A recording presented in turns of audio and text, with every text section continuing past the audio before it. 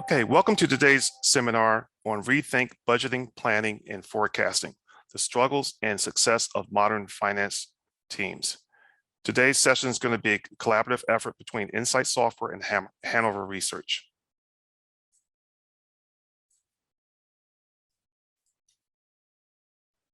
So let's take a look at the agenda. We'll first go through a survey background. We'll move to budgeting, planning, and forecasting needs and gap identification. We'll then go to priorities for finance teams, and then finally the BizView solution, and then have a wrap up with Q&A.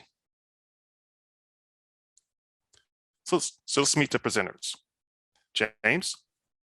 Yeah, thank you very much. Would love to do a quick intro here. My name is James Wilcox. I'm a managing director at Hanover Research. Been here for the past 7 years. And then prior to that, I was with another market research consulting firm looking at emerging markets across the APAC region. So really excited to jump into the results and share some insights of what we found here. Great, thank you. Well, I'm Darius Malone, Senior Solution Engineer here at Insight Software. I've been at Insight Software now for 14 years. I've been in the ERP space or budgeting planning for well over 30 plus years. So I'm happy to go through the webinar today. So let's take a look at Insight Software and look at some of the facts and figures. We enable the office of the CFO to connect to and make sense of their enterprise data in real-time fashion, so they can proactively drive greater financial intelligence across their organization, which is how best-in-class finance teams operate. So if you look at the revenues for Insight Software, we're well over 500 million. We have over 500,000 users across the globe with over 30,000 customers and more than 2,000 employees globally. And we serve countries of 150 plus, and our worldwide locations are 40 plus. Our common focus is business data. That's where your ERP sits, and we break that down into 3 areas: finance, operations, and then technology. And then you can see across or around the spectrum there how we assist in finance, operations, and technology. Awesome, and I'll jump in and give a quick intro about Hanover Research as well. So Hanover Research is an AMA, or American Marketing Association, Gold top 30 market research firm. We've completed well over 20,000 research reports, with 500 specifically in the software sector. I personally kind of manager of our CR software sector, and I've seen many, if not most of those studies in different ways. And so really excited to jump in and get to this one today. Fantastic. So let me dive in and kind of give a quick background for this study, what we're looking at, where we're going, and kind of get into the meat of it. So just as some quick context, we've ran this study twice now. The first one was back in kind of early 2021, and now we're going into 2022 and Q1 of both times. And just trying to capture and understand what the Office of Finance and Office of Accounting is really looking at, and what they really care about. So where are they succeeding? Where are they encountering bottlenecks? How are they evolving to business needs and challenges, and the daily tasks that are impacted by that? And really, how have their priorities changed?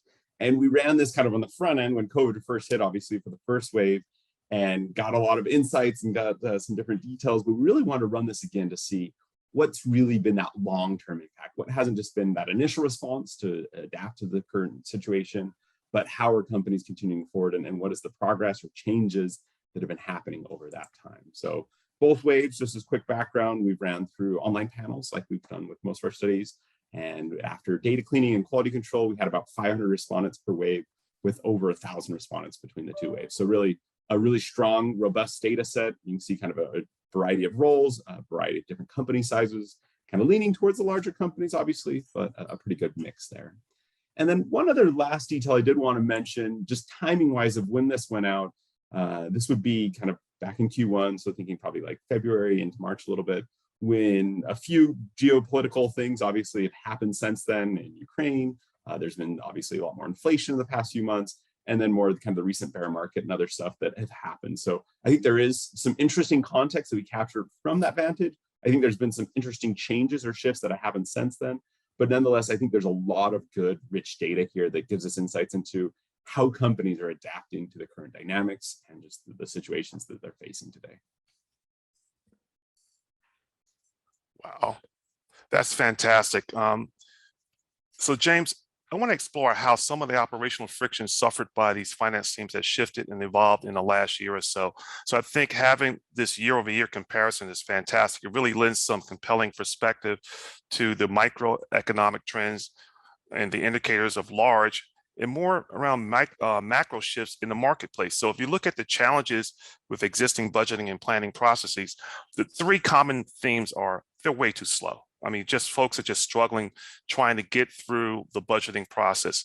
They're often too complex where teams lack the skill or resources and they struggle through the execution of their responsibilities. And then finally, it's just too inflexible. It's a heavy reliance typically on IT because they might own the actual software that they're utilizing, or it might be something in terms of what they're doing with their spreadsheets and how they're consolidating those spreadsheets. So the three top areas that I see where folks are struggling is just too slow, too complex, and just not flexible enough for the organization to sustain a vibrant budgeting cycle. Yeah, no, you're exactly right. And it's been interesting. I mean, this has been kind of consistent, but I think it's been just so much more pronounced, especially I think this last one being too inflexible really carries through everything else there, where if nothing else, COVID and supply chain disruptions and geopolitical tensions and famines and other things that have happened over the past years, if nothing else has taught us that we have to be adaptive. We have to adapt to change, have to adapt to changing markets and different drivers and other things there. And I think when you don't have that flexibility, that's where you hit these two pain points of we can't update our processes fast enough to adapt to the market needs and the challenges that are evolving of a hybrid workforce or other large macro trends that are in play. And then same thing of the complexities there, if you keep going back to your IT team to try and republish a dashboard, whatever it may be, it hits that same issue, just not being fast enough to really be up and running and keeping things going there. And this obviously, you hit it spot on, James, because you look at the drivers, the traditional drivers have been basically just magnified, whether it be supply chain issues, whether it be fuel costs that have gone through the roof, and other aspects that have taken on some new complexities in terms of how organizations adapt to those different changes and all those different drivers. So that's what's causing that inflexibility and making it too complex. You're spot on. Yep. And it's interesting of the compounding nature of that, of like fuel, then obviously goes to transportation, to all these other layers where it just keeps things interesting, we'll say, with everything that's going on right now.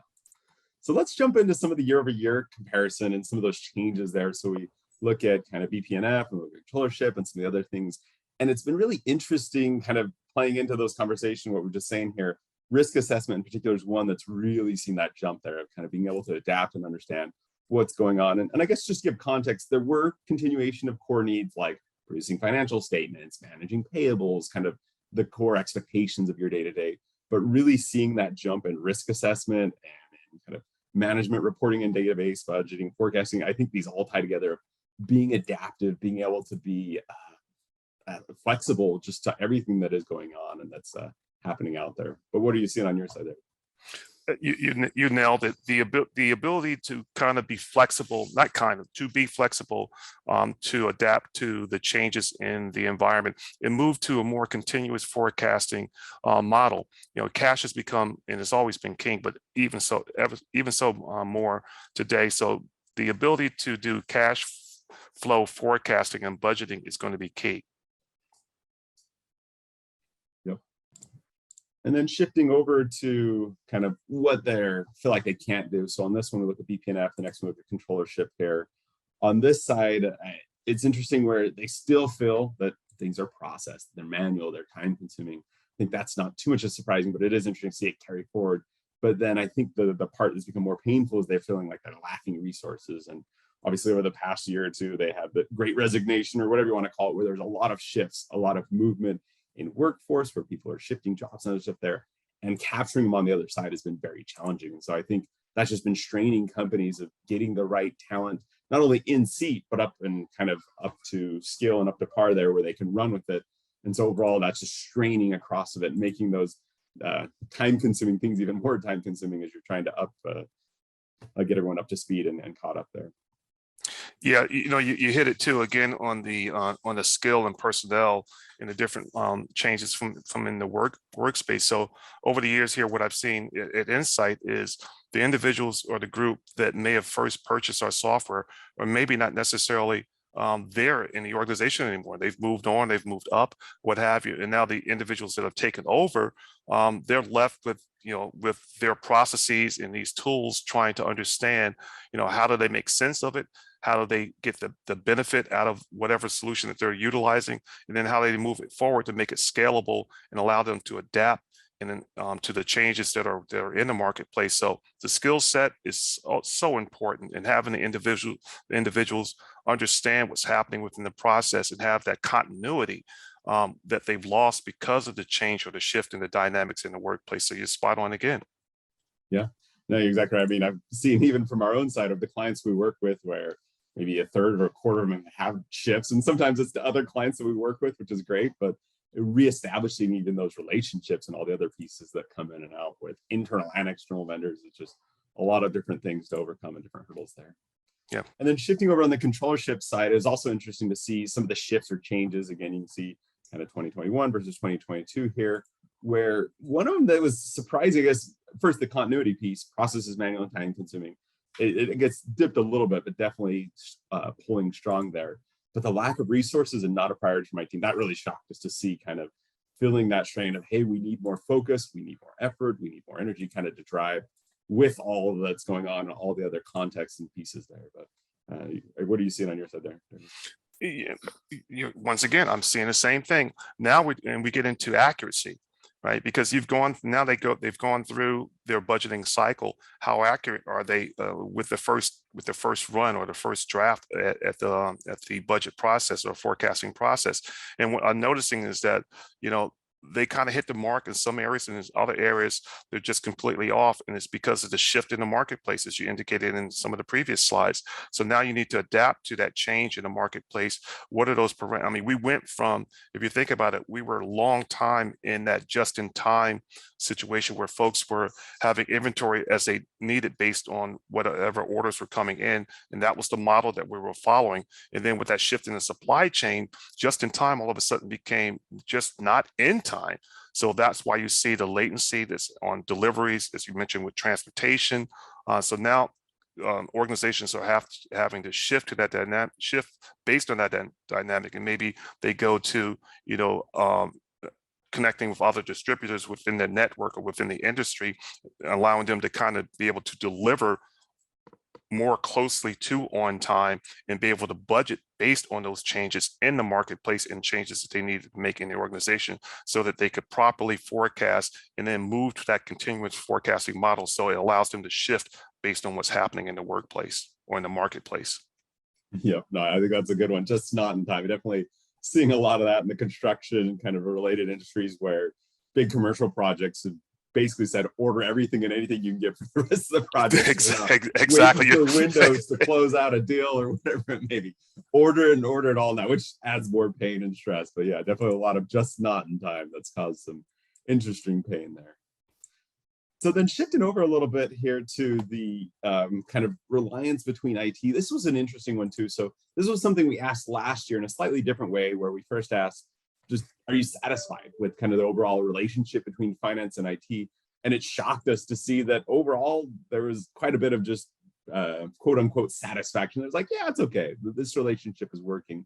But as we dug into that and we're talking and kind of looking into the data and really understanding it, it seemed less of like a satisfaction that, oh, this is great, we love it, and more of, I don't dare leave them. I'm scared to really leave the IT team. There's things they do on the back end to support our dashboards, to put them in the cloud, to put them in the right environments, to maintain them, the cybersecurity risk and all those other pieces. And so this time around, we actually asked both satisfaction, but also reliance, and kind of the question of, do you feel like this is maybe a little bit over-reliant? And sure enough, it came out loud and clear with 80% feeling like they're over-reliant on their IT departments. And this just shows that the challenges of kind of having a system or a dashboard or a framework that requires IT support to always be leaning in to keep things running, to keep things up, and to make any updates or changes. It just hinders the overall process. It slows things down and causes a lot of long-term kind of pain and frustration there, where you need a platform that is dynamic, that has kind of those functionalities, but that's simple enough that IT team isn't kind of managing every little piece or update along the way there. Yeah, so and I hear you on that in terms of the IT reliance, but it goes also back to, while IT has all these projects that they're undergoing, the real problem with the satisfaction thing is adoption by the customer and adopting the products that they delivered. And the impact on that is really shift in skill set or shift in resources where people have moved on, like we talked about previously. So while they've delivered a product and the product is strong, the problem with the satisfaction is that resources have changed. And there's a whole thing about, how easy is it to retrain new resources? Is the solution that they've built scalable, allows them to grow as the organizations grow as you go through this heavy M&A situation? So the dissatisfaction, or I don't even want to call it dissatisfaction, but that low adoption rate is really keyed to a couple of different factors. And it's that change in resources. It's the ease of use. Is it, I have multiple solutions that I'm utilizing, and trying to pull all those together in an integrated fashion becomes a challenge. And that's where you see those adoption rates start to kind of come down. And that's where you see the that overall reliance on IT, because they understand the infrastructure, they know the hardware, they know the software that they're utilizing, they manage it, they go through all the upgrades. The end user, they're not as much involved in that, and therefore that's where that low adoption or that low satisfaction rate is coming into play. And that's what I've seen in the marketplace. And I think you hit it right on with the IT team being stretched too, where over Yes. the last 2 years, every company out there, if they didn't already have a hybrid framework of some form or another, had to implement one. And we've seen other studies too, talking about the office of kind of the chief technology officer, the CTO, or other similar titles, where they've been pulled into executive meetings more often in the past 2 years than the past decade, because business resilience now is kind of fundamental upon having the different systems and platforms to offer a hybrid workforce and to maintain a hybrid workforce. And so IT is getting stretched thin on one direction. And so the more you're asking them for support, obviously, in this environment, it's just going to cause even more challenges or frustrations down the road. And interesting. I'll throw in another little wrinkle is security. Because now you're talking about those hybrid models, and whether you're going full cloud or what have you, how's that data moving? What's happening from in terms of if it is in the cloud, how secure is it? How do you manage that security? And that's become a huge concern within the marketplace. So that's what IT is dealing with now, because they can't afford to have those downtimes. They can't afford to have data being some integrity around data. They can't afford to have risk with outside folks having access or gaining access to their infrastructure. So that's something that we've always kind of dealt with, but it's been magnified over the last couple of years. Oh, definitely. Yeah, we actually work with some cybersecurity companies and ransomware and other stuff like that. It is definitely increasing. And even the insurance side of it isn't making money. And so they're increasing the rates, and you're getting basically less for paying more. And so it's really working against companies. So I think you're exactly right. The cybersecurity risks and challenges, which are becoming increasingly prevalent across multiple different frameworks there. And obviously, IT is not the only one getting stretched thin. And I mean, finance teams are tasked with balancing an increased volume of priorities and responsibilities. And it's really interesting to see the results for this year, where here's a couple kind of headliners, but there were a whole list of basically every responsibility, every priority increased almost across the board for where they saw in 2021 to 2022. And I think there's a couple different things playing here. One, this was obviously front end of the year. COVID vaccination had gone out or whatever it may be, and people were looking at 2022. They're seeing it as the year we're going to get back to business travel, we're going to get back to events, we're going to get back to expos and other things like that, and restarting some of those past habits. And some companies going back or having a hybrid kind of workforce that is more back in the office. And so I think there was a lot of optimism of let's drive forward. And so with that, there was needs across the board of everything of balancing growth with profit.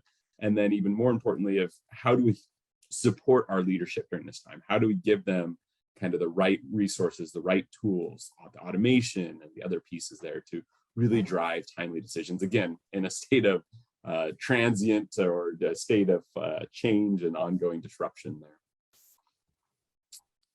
Great. Yeah. You're spot on. I have to keep saying it. You're spot on again. And these are the trends that we're seeing. So, the idea that um, the change or the dynamics in the workplace or in the workforce, um, the ability to get everything kind of in sync. I feel like we almost had to hit the Control Alt Delete button in 22 to kind of do a reset so that we can kind of get things more in a line because we have a better handle after coming out of 21. And while the dynamics have shifted slightly, it's trying to get back to a business as usual, business as a norm, whatever that norm happens to be, so that we can continue being profitable with these organizations, and we could have business kind of back to a normal state of where we're used to. Yep. Then as kind of a concluding note for the research side here, at least, there we go. Looking at budgets, there is interest in kind of increasing the strength of their budgeting software, their automation, kind of enabling their organization to make timely decisions, make informed decisions. This is a priority. This is something they care about, of having the right resource to really drive that. And I think we have obviously a good platform we're working on and talking about today. And I don't know, do you want to go into that a little bit more there, Darius? Yeah, for sure. So when you look at it from solution standpoint, there are multiple solutions that are out there in the workspace, and the interesting thing is that organizations all feel like they have something that's unique about what they do in terms of how they budget and plan. That's what makes their business successful. So they need a solution that's going to be flexible and that can adapt to, whatever is driving their budgeting demands. And here at Insight Software, we believe that we have solutions that can do a lot of the automation, can meet their needs in terms of the flexibility, have multiple types of drivers that allow them to shift and change based on what's happening in their industry or in the marketplace. And what they're also looking for is scalability. So if they're bringing on acquisitions, how easy it is for them to fold that new acquisition into their infrastructure and have them utilize the solutions they have in place, so they can get a consolidated view of what's happening from a budgeting standpoint, and then always trying to move to that continuous forecasting model. So here at Insight, we believe that we have solutions that allow our customers to move to that continuous forecasting model, and is scalable and adapts as their business changes and grows. So you look at budgeting and planning visions, accelerating business growth. This is what everything is about. Everyone wants to have that organic growth, whatever the percentage happens to be within your organizations. That's what's driving a lot of the decisions. You want to have collaboration and be able to be connected to your planning, budgeting, and forecast solutions, so it can support the day-to-day decision making.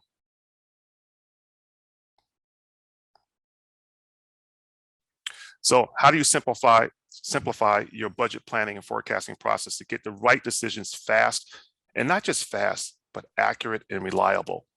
So automation, number one, develop accurate integrated plans across your entire organization. So no longer can we work in these silos. You have an ERP solution in place. That ERP was put in place so that you can have your information or your transactions flow into a central hub, if you will, and then maybe you also connect to other solutions such as CRM or payroll or other systems that are internal or that are utilized within your industry model. But you want to be able to connect all that information together and be able to automate that so that you can now be connected, shrink your planning cycles, and improve your team productivity. And then finally, just make it intuitive. Respond to the change within the industry. Be flexible. Have the ability to do ad hoc reporting, whether it be in Excel-based or some other solution that you're utilizing. But that's going to be very important, because that's where you get to that high adoption rate. It doesn't feel so painful to go through a budgeting cycle. Oftentimes, as we're talking through customers or prospects, that they're telling me that the budgeting cycle is 4 or 5 months out. So the move to a continuous forecast model is just not sustainable. They just don't have the resources to do it based on the current processes that are in place. And we're here to shrink those, automate the process, give you fast, accurate, reliable information, and then you move to that continuous forecasting model. So once again, this is how Insight helps. Finance-owned, automated, collaborative budgeting and planning. Finance-owned. I didn't say it was heavy reliance on IT. So it's going to be self-service budgeting and forecasting with the solutions that we have. The screen, the shot you're looking at is a solution BizView, and we'll talk about that a little bit later in the presentation, but it's flexible, it's accurate data, consolidated with end-to-end visibility, and enables strategic growth for the organization.